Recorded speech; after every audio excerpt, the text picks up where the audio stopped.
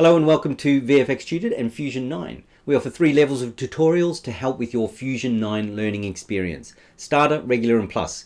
This is the Plus level for those of you who are looking for more advanced training on Chroma Keying in Fusion 9. In this lesson you will see how to apply your newly generated alpha channel into the original green screen footage. You will also see how to start combining the background image with your newly chroma keyed shot. Don't forget that this is just a quick preview, and if you want to start your learning experience, then click on the VFXTutored link under this video and jump into the actual course.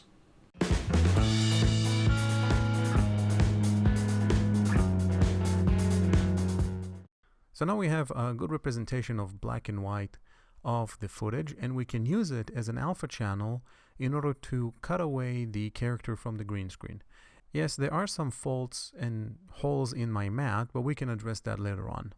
It does look very good, despite the fact that we do have issues with the alpha, but we can continue to work with this, and we can see that most of the hair details is back. Maybe there's some fringes happening and some noise happening at the top of the head where the strands of hair are, but we're going to see a method on how to fix that later on. So don't forget to save your project.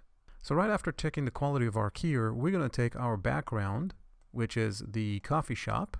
Let's bring it into the left. And we're going to use a merge node in order to merge it in the background of this character. Let's click here in the flow area, and let's click on the merge. I got a brand new merge here. I'm going to take my output of the matte control, going to connect it to the foreground, and the background is going to be the resize.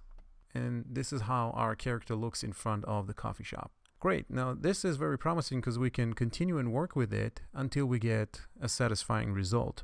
But the next thing I want to show you is how to make your flow look a bit more manageable. If you stand on one of those connections and you hold the Alt key and you click on the connections, you get a little elbow connection that allows you to have more of an order in your flow chart, and you can definitely make sure that you have a tidy looking comp and you can see exactly which connection goes where. Let's take this matte, move it over here. This temporary merge, I can group it by selecting these two, right click and say group. Let's move it over here. This group 1, right click, it's going to be called rename. I'm going to call this tester, and it's going to stay here by itself. We're going to take this merge, move it over here, hold the Alt and click to create one of those elbow connection. Here I'm going to do the same thing because I want to have more room and more tidiness in my flow chart. And here, before the final merge, right after the matte control, I'm going to bring in another node, and that's going to be for the color correction. I'm going to click OK. There it is right here. I'm going to take this tester and just disconnect it. I'm going to push it straight back into here. And as a matter of fact, if I want, I can just disable this tester by going to its attributes and click on the pass-through. And this color correction node, I'm not going to touch it right now, but I'm going to leave that as the last operation for the entire composition before I send this into a render. Okay, so that's the sneak peek of lesson 5 in the Plus level. You now have the option to click on the Video 6 tab to learn more about restoring lost details, or click below on the VFXTutored link and just begin your Plus course right now. We've made each course an affordable price point, and we've also bundled them all together to make it a even more affordable price point.